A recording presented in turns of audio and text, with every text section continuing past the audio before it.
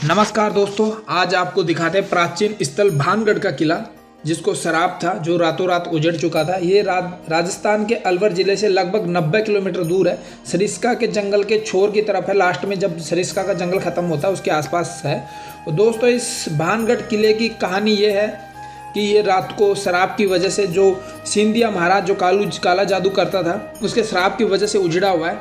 दोस्तों, वीडियो पे बने रहें, वीडियो को पूरा देखें, वीडियो को लाइक करें और चैनल को सब्सक्राइब ज़्यादा से ज़्यादा लोगों को शेयर करें ताकि लोगों को भी ये चीज़ें पता लगे।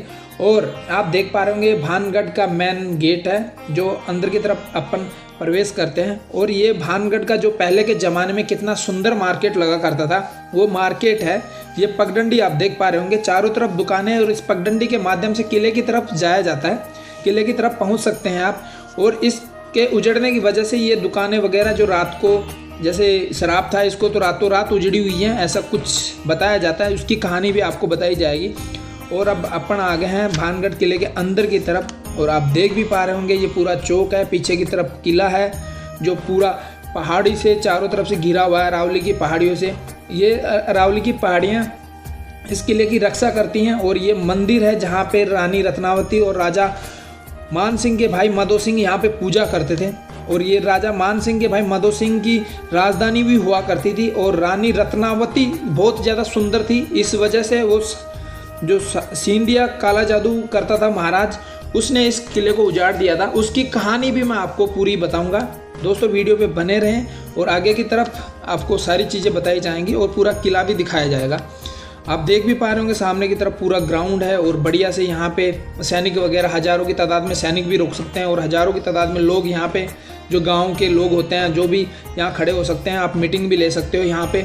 जिस हिसाब से प्राचीन काल में युद्ध वगैरह होता था तो राजा महाराजा एक बार मीटिंग बुलाते थे, सभी लोगों को बुलाते थे, इस मंदिर में पूजा करके फिर वो आगे की तरफ जाते थे युद्ध करने के लिए। लेकिन आज ये इस स्थिति में है कि सब कुछ उजड़ा हुआ है बिल्कुल। यहाँ पे कोई मरम्मत भी नहीं हो सकती, क्योंकि यहाँ पे आज भी रात को चुड़ैल वगैरह होती हैं जो रक्षा करती हैं और यहाँ पे रहती हैं। अगर आपका भी भविष्य में कभी मन करे भानगढ़ जाने का, तो शाम को सूर्य अस्त होने से पहले ही जाएं। सूर्य अस्त होने के बाद कोई एंट्री नहीं है।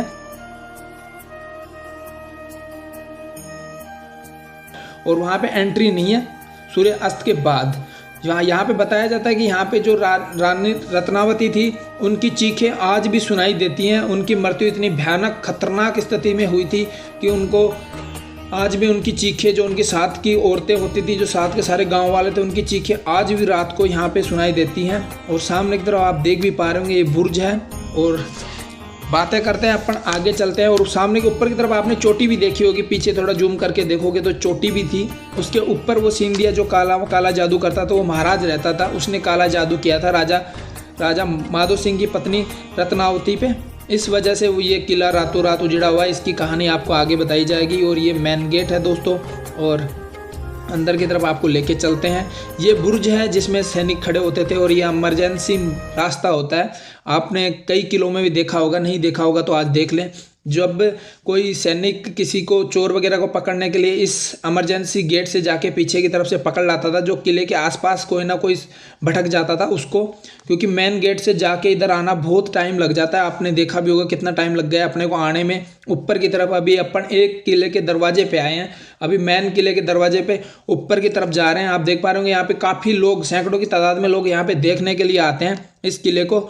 और यहाँ पे अपन अब आपको काफ़ी चीज़ें, कुछ चीज़ें आप अपने आप से देख लेना और अपने आप से अनुमान लगा लेना। मैं इसकी कहानी बताता हूँ आपको। आप गैलरी भी देख पा रहे होंगे, पूरी यहाँ पे दरवाजे टाइप में बनी हुई है। अब इसकी कहानी की चर्चा करते हैं। अब चर्चा करते हैं इसकी कहानी पे। दोस्तों, राजा माधो सिंह की पत्नी रानी रत्नावती बहुत सुंदर थी। तो वो एक दिन क्या होता है कि मार्केट में जाती है सामान वामान खरीदने के लिए, अपना मेकअप का सामान लेने के लिए। तो जो सामने की तरफ अपन नीचे की तरफ आए थे तब मार्केट था, उसी मार्केट में जाती है। तो वहाँ पे इत्र वगैरह खरीदती है और अपने मेकअप का सामान खरीदती है। वहीं पे सामने की तरफ एक सिंधिया महाराज जो काला जादू करता था, जो काला जादू में माहिर था, वो खड़ा होता है। तो उस रानी को देख के मोहित हो जाता है, प्रसन्न हो जाता है कि इस रानी को अपन बुलाना चाहता है, उस रानी को वो किसी भी तरीके से। लेकिन उसकी वैसे हिम्मत नहीं हो पाती है, तो उसने सोचा कि कुछ अलग करके बुलाया जाएगा। तो वो काले जादू में माहिर था, तो उसने और तो कुछ किया नहीं।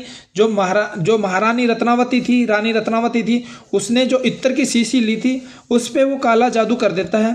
काला जादू करने के बाद उस काले जादू में ये ताकत होती है कि उस इत्र में, कि अगर कोई भी उस इत्र को लगाएगा तो वो महाराज के पास, जो सिंधिया महाराज है उसके पास अपने आप चला जाएगा।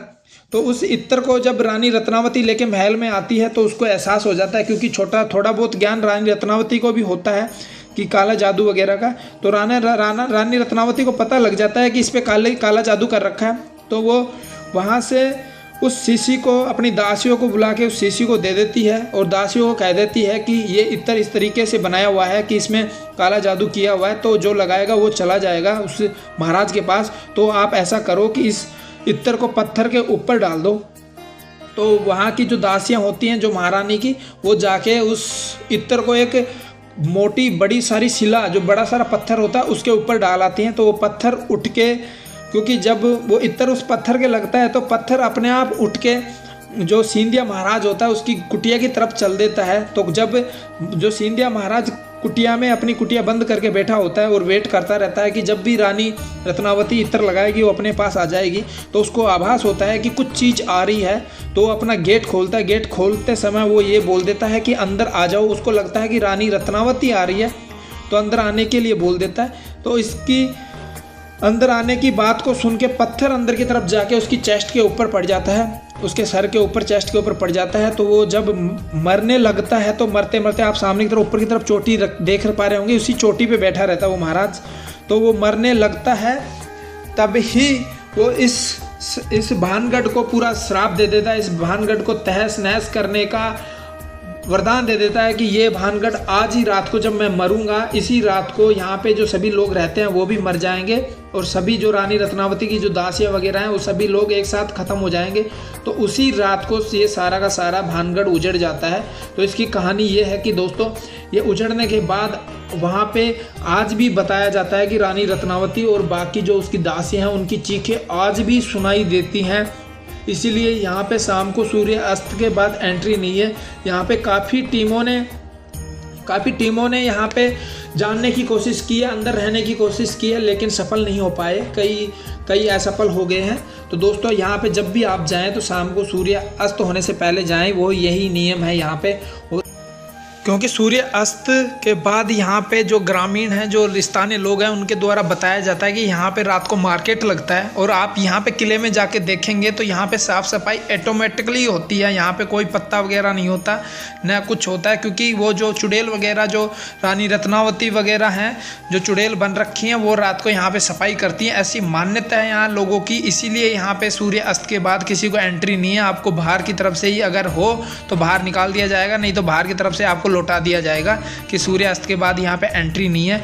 और इस किले की ये भी खासियत है कि ये अरावली पर्वत से चारों तरफ से घिरा हुआ, बढ़िया सुरक्षा का इंतजाम थे इस किले के। और कितना अच्छा होता होगा ये किला उस टाइम में, ये आप अनुमान ही लगा सकते हैं, क्योंकि ये तो पूरा अब उजड़ चुका है, तहस नहस हो चुका है। तो यहाँ पे रात को इसलिए भी नहीं जाने देते कि यहाँ पे चुड़ैल वगैरह हैं जो रियली में मार्केट लगाती हैं। ये हमने भी सुना है और काफ़ी आपने न्यूज़ वगैरह में भी देख लेना, ये काफ़ी जगह मिलेगा। और ये बहुत अच्छा किला है, क्योंकि आपको देखने में भी अच्छा लगा होगा। और यहाँ पे जो ये सामने की तरफ कुआं देख पा रहे होंगे, ये पानी वगैरह जो सैनिकों के पीने के लिए इंतजाम होता था, तो वो कुएं और बावड़ी वगैरह रखे जाते थे। जो यहाँ पे ग्रामीण लोग थे, जो गाँव के लोग थे, उनको भी सप्लाई दी जाती थी इस पानी से। और ये पानी पूरा जो बरसात का होता था वो इकट्ठा हो जाता था इस बावड़ी में। और बावड़ी आप देख पा रहे होंगे अब तो कितनी दूषित हो रही है, गंदी हो रखी है। उस टाइम में इसको पूरी तरीके से साफ और सुरक्षित रखा जाता था, बढ़िया पानी पीने का रखा जाता था। आज विज्ञान के ज़माने में इसको साफ नहीं कर सकते। आज से 300, 400, 500 साल पहले किस तरीके से लोग इसको साफ रखा करते थे, वो भी एक अनुमान ही है कि आप देख भी पा रहे होंगे। क्योंकि उस टाइम में इतने ट्यूबवेल वगैरह होती नहीं थी, बोरिंग वगैरह होती नहीं थी, तो लोग बावड़ी वगैरह, कुएँ वगैरह का पानी साफ होता था, उन्हीं को पीते थे और स्वस्थ भी रहते थे, बीमार भी नहीं होते थे। और ये सामने की तरफ आप मंदिर देख पा रहे हैं, भगवान शंकर का मंदिर है। उसमें भी आपको चलते हैं, दर्शन करवाते हैं। और आप नीचे की तरफ पगडंडी देख पा रहे होंगे, पूरा बढ़िया तरीके से एक मतलब अच्छे ढंग से बनाया हुआ मंदिर है। हर चीज़ का रास्ता पक्का मिलेगा, हर चीज़ का रास्ता कहीं ना कहीं जुड़ा हुआ मिलेगा। और ये सोमेश्वर भगवान का मंदिर है, जो भगवान शंकर का मंदिर है, आप देख भी पा रहे होंगे। अंदर की तरफ आपको चल के भगवान शंकर का सोमेश्वर भगवान शंकर का दर्शन करवाते हैं, जहाँ पे राजा माधो सिंह और रानी रत्नावती पूजा करते थे। और जब पहले युद्ध में जाते थे तो जो भी राजा महाराजा होते थे भगवान शंकर की ही पूजा स्पेशली और माता जगदम्बा की पूजा करके जाते थे। आप सामने की तरफ देख पा रहे होंगे भगवान नंदी भगवान शंकर को निहार रहे हैं, उनकी तरफ देख रहे हैं, उनका वेट कर रहे हैं। और आप देख के आपको बहुत अच्छा लगा होगा ये मंदिर और ये पूरा भानगढ़ का किला। इसके बारे में आप क्या कहना चाहेंगे कमेंट में बताएं, और कैसी लगी भानगढ़ की कहानी वो भी बताएं। और भगवान शंकर की मूर्ति ऐसी आपने कभी कहीं देखी भी नहीं होगी, अगर देखी होगी तो इससे बड़ी देखी होगी, वो दूसरे मंदिरों में देखी होगी। लेकिन ये जो भानगढ़ में मूर्ति है बहुत ही स्पष्ट और वाइट तरीके से बनाई हुई मूर्ति है। और ये भगवान नंदी हैं जो भगवान शंकर को निहार रहे हैं, देख रहे हैं। और ये चारों तरफ मंदिर का प्रांगण है, आंगन है। दोस्तों वीडियो को लाइक कर लें, चैनल को सब्सक्राइब। थैंक यू दोस्तों, ऐसे वीडियो देखने के लिए बने रहें।